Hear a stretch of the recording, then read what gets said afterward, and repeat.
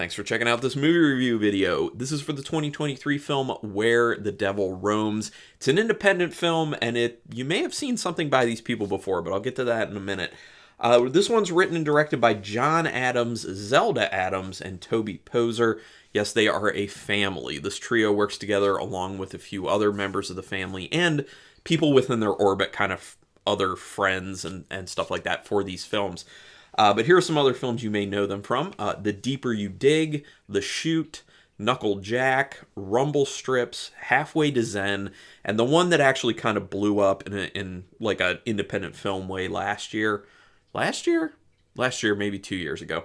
Hellbender. I think it was last year in 2022. But I will say off the bat, I did enjoy this enough. But overall, I think Hellbender was better. I liked Hellbender more. I think it had more of a cohesive idea behind it, and it felt like it was really working towards something the entire time. This one has a tendency to kind of feel like it's got a good concept and it's interesting, but it's feels like it kind of wanders a lot and like they kind of lose the way of where they're really ultimately trying to go with it. But it's still good. I still did enjoy it. I just liked Hellbender more, and I gave Hellbender a 3.5. So this one's not the same, but. This is a Tubi film, but it's not on Tubi. That was a weird thing to me because I rented it through Vudu, which I think like with tax and everything was like $7 and some change, which, you know, always good to give money towards independent films. That's a wonderful thing, especially independent horror. But in the beginning, it says it's a Tubi film. And then I looked at Tubi and I'm like, oh, did I not have to pay for this? And then it's not on Tubi. So I don't know. Is it going to Tubi later? It's kind of a weird thing. I don't know. Quick synopsis of the film. There isn't a lot to know about this movie. The concept is basically, it's kind of like 1930s time sideshow that's kind of going across the country.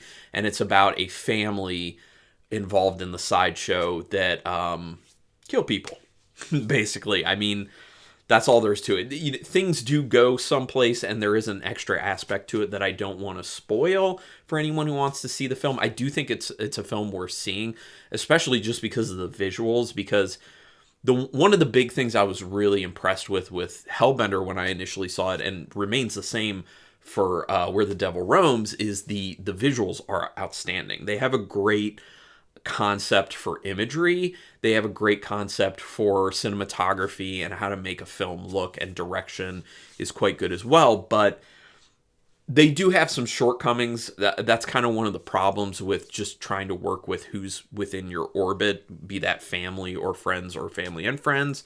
You're limited in what you can do. Now, I will say, they're not your common family and friends circle.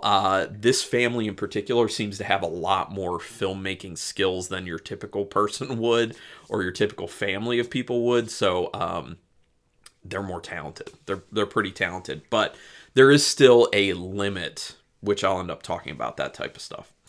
The opening scene is way too long, and it makes you wish they had shown and not told. This is one of the big issues. I don't know if they even operated from a script, honestly, because I believe when they were on the last drive-in with Joe Bob Briggs for Hellbender, they were saying that they didn't have a script, or they just had like an outline. I think I'm remembering that correctly, but someone can comment and let me know otherwise. But I'm pretty sure they didn't have like a full-on script, and this kind of feels like that too. Hellbender kind of felt like that, although I felt like they had a more cohesive idea of where they wanted to go and what they wanted to do with it. This one seems a little bit more meandering. So from a writing standpoint, it's not the greatest. There are some good things about the writing, though, which I'll get to. Now, the scene after the opening scene, and it's basically two scenes. It's this opening scene that's way too long and way too boring, in my opinion, and they should have shown something there instead of telling you. Literally, it's a character reading stuff. Goes on way too long. But then the scene right after that, very interesting, grabs you, and then they have the title card. So they should have just dropped that first one, honestly. They didn't even need that first scene. Just start with the second scene and then go to the title card and move from there. So another thing is editing. They needed better editing for this as well, in my opinion. It was overwrought. It does have that overwrought kind of bleached color palette look. Now, I say overwrought just because it has been used so much in horror films, specifically independent horror films, over the past many years. So I'm just personally kind of sick of seeing it because it's very overused. But that said, they used it in Hellbender. I did think it kind of worked in that situation. I do think that it does actually work for what they're going for in this film because it's going back to an older kind of like dirtier, grimier, more depressed time. And so it kind of does fit the mood really well in that sense. There are just so many films that just use it just to be like, oh, this is like the in thing. But in this instance, I think it does actually add to the ambiance, to the atmosphere that they're going for with the film. The camera work is very good. Like I said, visually, cinematography is wonderful. They have a lot of really great imagery, some really interesting camera movements, some camera shot framing, very interesting stuff. For me, what I enjoy most about their films so far, having seen two, is the visual experience. It is wonderful to look at. It is a nice visual ride. The acting in this ranges from not good to okay, unfortunately. And that's one of those limitations I was talking about, is when you're just using family and friends, you're probably not going to get anyone who's going to be able to have an amazing performance. And there are no amazing performances. There are no really good performances. Like I said, it ranges from not good to okay. But, you know, being a low budget independent film, which a lot of people would understand this is, there's usually a little more leeway. Like, you kind of are more forgiving with that type of stuff. At times it feels like a music video, and they use their own music. And honestly, those are some of the best portions of the film because, like I was saying, their visuals are so great. So when you put good music to cool visuals, it's awesome. Like, how can you go wrong? So there are these segments that just feel like, oh, it's a music video now. And those were some of my favorite segments. I really did get into it.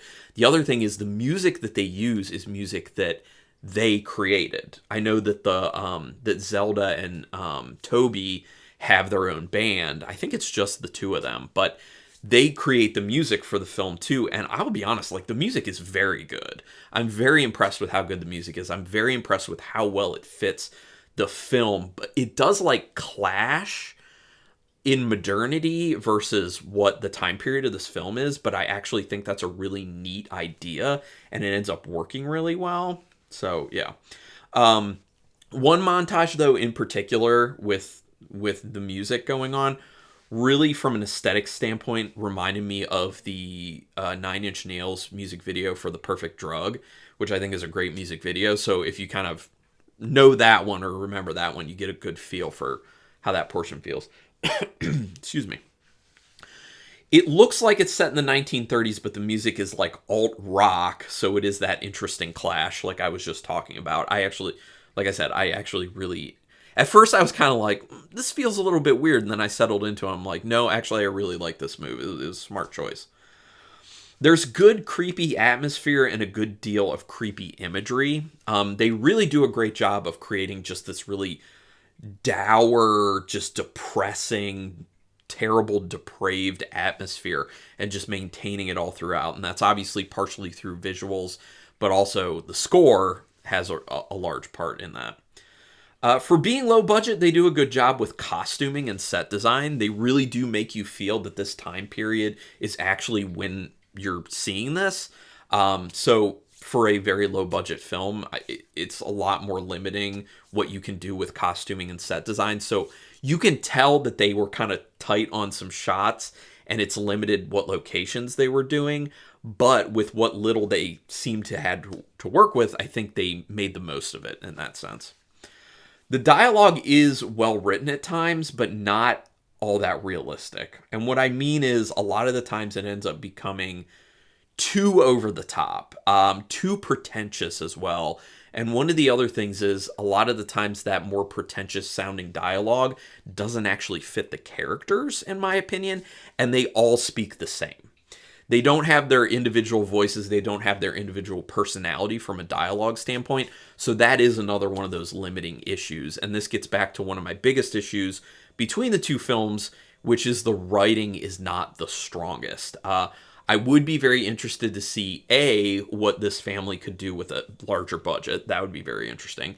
And B, what this family could do with an outside writer being involved. You know, obviously they would be involved in the writing because they have some really good concepts and ideas and scene ideas as well. But I think they could benefit from someone very experienced in writing specifically to really help them structure something a lot better and really keep it moving and cut things down. So, and the dialogue aspect of it. The practical effects are quite effective, especially for being so low budget. I think if you saw them and you thought, oh, this is a large budget film, the practical effects, you'd be like, meh. But knowing that it's a low budget film, they're actually impressive. I'm surprised they look as good as they do, because with low budget films, they usually don't look that good. So just another strength there.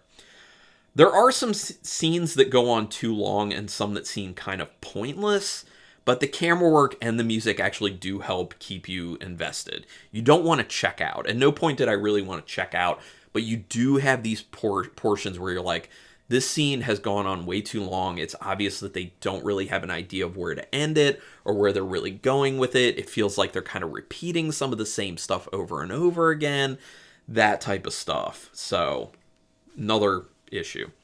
The story feels like it gets stuck a lot and isn't actually planning on going anywhere.